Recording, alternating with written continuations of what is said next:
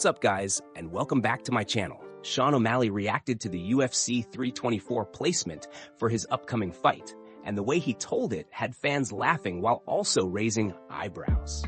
At around 1 minute and 25 seconds into his podcast, Sean broke down how unusual this moment is for him. For the first time since UFC 280 back in 2022, he won't be headlining a card. Instead, he's sitting much further down the lineup, and he joked that Merab might have actually succeeded in doing what he set out to do. Derail the Sugar Show's momentum and, as Sean put it, end my career. He laughed about it, but there was a genuine sting underneath. Sean talked about falling off so badly that he isn't even the co-main event at UFC 324, with Kayla Harrison versus Amanda Nunes taking that slot right above him. He replayed the moment he saw the announcement, saying how Paddy versus Justin GE got announced at halftime, followed by Kayla versus Nunes, and that's when he realized he'd been pushed down again. He joked that at this rate, he might as well start preparing for early prelims, laughing about how he's falling off hard and how things are not looking good. He even joked that he might be fighting in Great Falls again, saying the stock of the Sugar Show is down bad right now, even though fans know he's leaning into the humor to mask the frustration. Sean also revealed a strange detail about the negotiations for this fight. He actually wanted his bout against Song Yadong to be a 2-round fight with 3-minute rounds, something the UFC immediately rejected. According to him, he pitched the idea, asking, "What do you think about this 2-round, 3-minute setup?" But the UFC shut it down without hesitation. He explained why he asked for it. His last 4 fights were all title fights, meaning 4 straight 5-round training camps, and he admitted the workload was intense.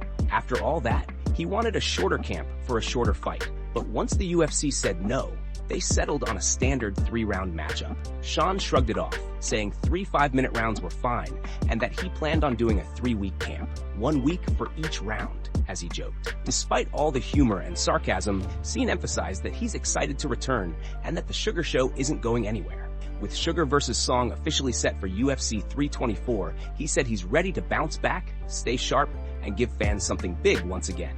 And before we continue, make sure to leave a like on the video and subscribe to help support the channel. Moving on to another news. Tony Ferguson has shared his thoughts on the upcoming matchup between Paddy Pimblett and Justin Gaethje at UFC 324, and he's surprisingly leaning toward Paddy getting the win. Tony, who has first-hand experience with both fighters, broke things down during an interview with Uncrowned, and his reasoning definitely caught fans' attention. Tony fought Gaethje back in 2020 in what became a brutal war, ending in a 5th-round TKO and marking the first loss in what eventually turned into his 8-fight losing streak. He also faced Paddy in 2023, where he dropped a unanimous decision, making it his second-to-last fight in the UFC. Because of those encounters, Tony feels he has a pretty good read on both guys. During the interview, he said, "Paddy's not bad, dude. He's very beatable, and Gaethje is very beatable as well." But he pointed out something deeper. Tony explained that when it comes to passion and hunger, Gaethje has always been exciting to watch, but the UFC never really gave him that true, undisputed title shot. He said it's like they keep dangling it in front of Gaethje without ever letting him grab it. On the other hand, Paddy is the one who's never fought for a belt. He's stepping into this matchup with a fresh mindset, a new opportunity, and that energy that comes from chasing something big for the first time. Tony believes that kind of excitement matters, especially in a high-stakes fight like this. He said that if he had to place a bet, he'd put his money on the new kid walking into a huge moment, rather than the guy who's been close to a title shot but never quite got it.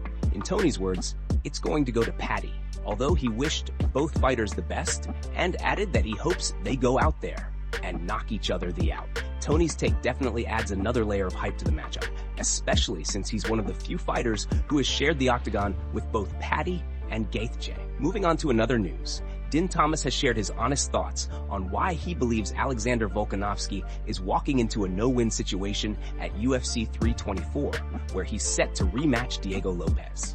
Din broke everything down during an interview with MMA Junkie, and his perspective adds a lot of weight to the conversation as Volk prepares to return to the featherweight division once again. Din explained that, in his eyes, either Lerone Murphy or Movsar Evloev should have been the ones getting the title shot instead of Lopez. He feels they've both put in the work, earned the merit, and followed the path that usually leads to a championship opportunity. But as he put it, entertainment value plays a huge role in these decisions, especially when events are being stacked back to back. Din said, "I think Volk is in a no-win situation here. If Volk wins, people will just say he already beat Lopez last year and that there were other contenders who deserved the shot more. It's not the kind of win that elevates his legacy. It's more like he's expected to win and punished in public opinion if he doesn't dominate."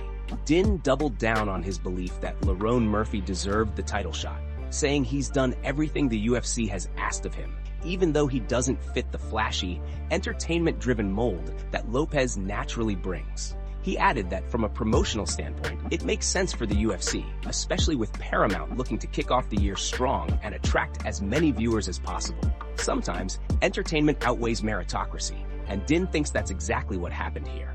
Din also hinted at the possibility of Volk retiring if he loses this fight. He said Volk is already a Hall of Famer, and at 37 years old, these conversations are becoming more realistic. If Volk wins, he'll keep fighting until someone eventually beats him. But if he loses, Din believes this might be the end of his legendary run.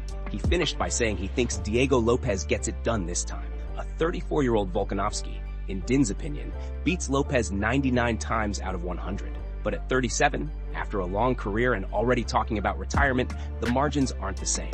Din believes the timing, the matchup, and where both fighters are in their careers all line up for Lopez to pull off the win at UFC 324.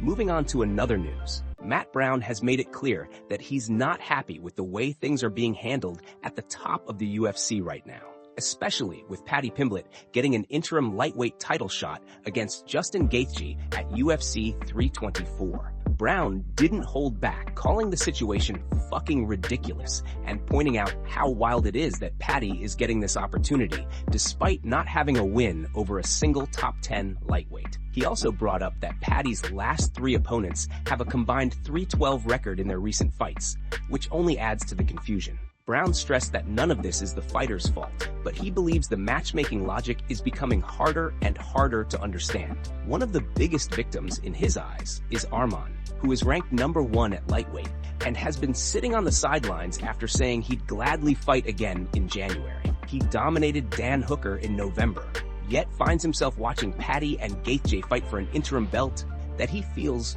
should have been his shot. Brown said it feels like Arman might be waiting all the way until 2027 before getting a title opportunity, and he can't imagine how frustrating that must be.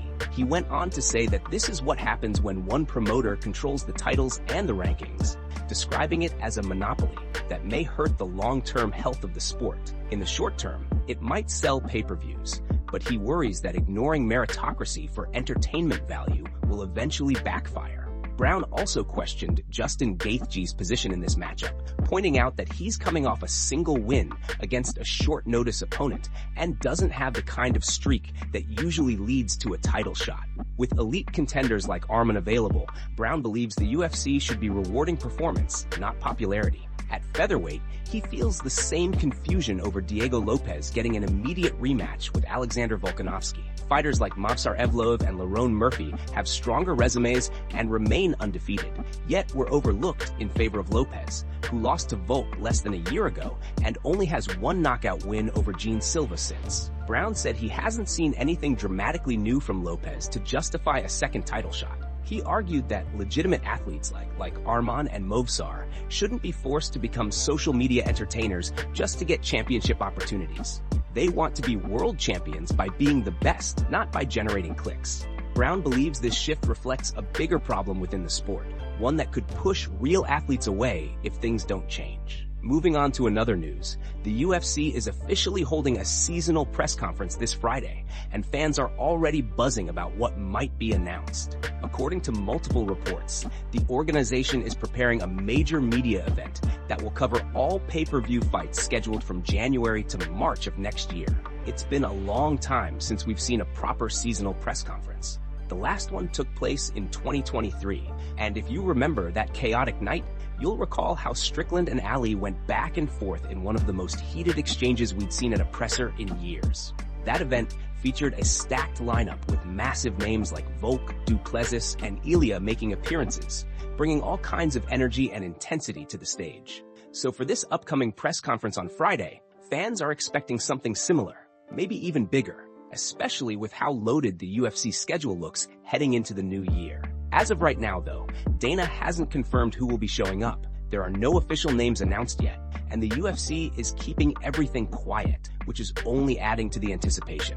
With so many big fights lined up early next year, the possibilities are wide open. Whether it's champions, top contenders, or rising stars, a seasonal press conference usually brings a mix of personalities that guarantees drama, face-offs, and headline-worthy moments.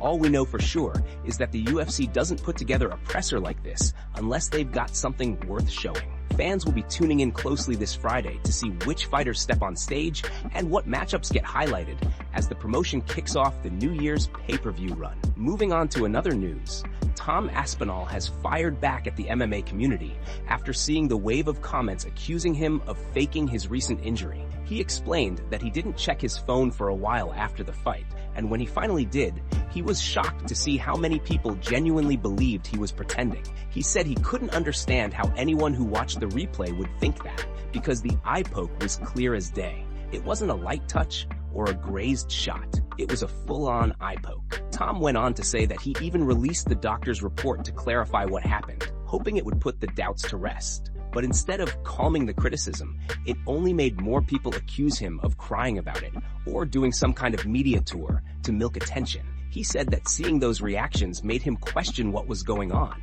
because no matter what he did, people were ready to twist it into something negative. He didn't hold back on how he felt about the hate. Tom said these people are losers, just crazy haters with nothing good happening in their lives, so they latch onto any chance they get to drag someone else down. According to him, some people simply can't stand seeing others succeed, and when they notice someone doing well, they try to tear them apart out of jealousy and bitterness.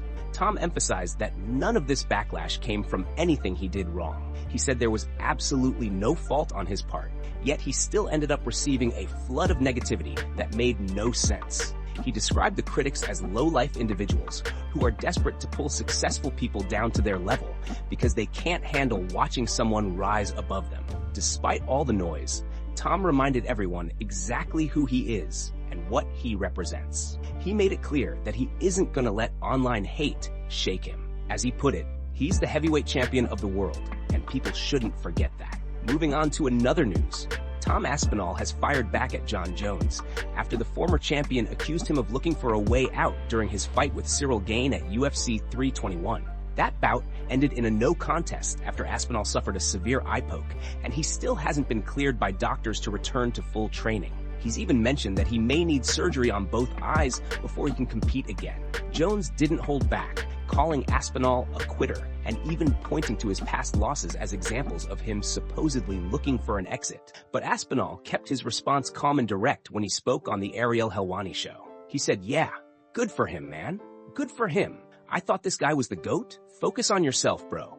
You're retired. Just do your own thing. If you're so much better than everybody else, just go and enjoy yourself. Don't worry about what I'm doing." Aspinall went on to explain that he'd spent over a year trying to secure a title unification fight with Jones. He pushed for that matchup repeatedly, believing it was the fight to make. But as time went on, he realized it wasn't going to happen. Jones ultimately decided to vacate his belt and retire, leaving Aspinall to continue defending his interim title. He did exactly that with a dominant and quick TKO win over Curtis Blades at UFC 304, a performance that helped solidify his position at the top of the division.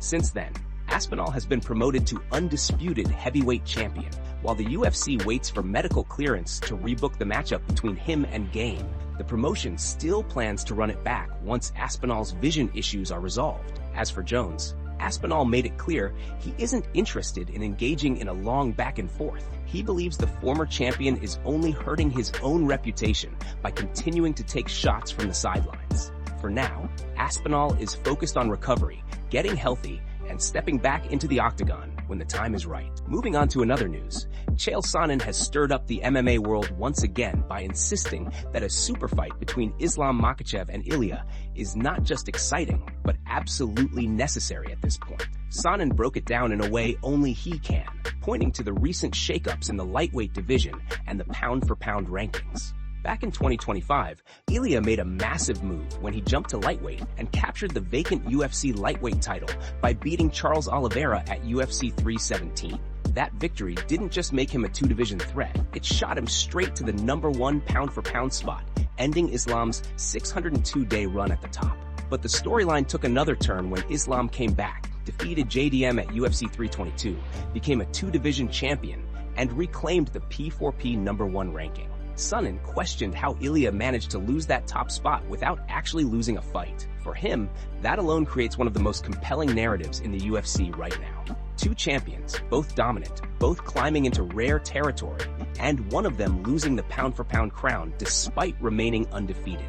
To Sonnen, that's an injustice that can only be settled inside the Octagon. He also warned that the hype surrounding this potential matchup is slowly slipping away. With huge fights constantly taking over the headlines, the UFC risks missing the perfect window to book Makhachev versus Ilia. Sonnen believes timing is everything, and if the UFC waits too long, the storyline could lose the spark that makes it so special right now. He emphasized that this is one of those rare moments where two fighters have a legitimate claim to the same throne. Islam holds the top spot again, but Ilia is still unbeaten and still carrying the weight of a champion who never lost his belt in the cage. It's the kind of scenario fans dream about. Two elite champions, two massive fan bases, and a rivalry built not on trash talk, but on legacy, rankings, and competitive greatness. For Sonnen, the solution is simple. Book the fight, settle the debate, and give the fans the clarity they deserve, because a showdown between Ilia and Islam remains one of the biggest fights the UFC could possibly put together.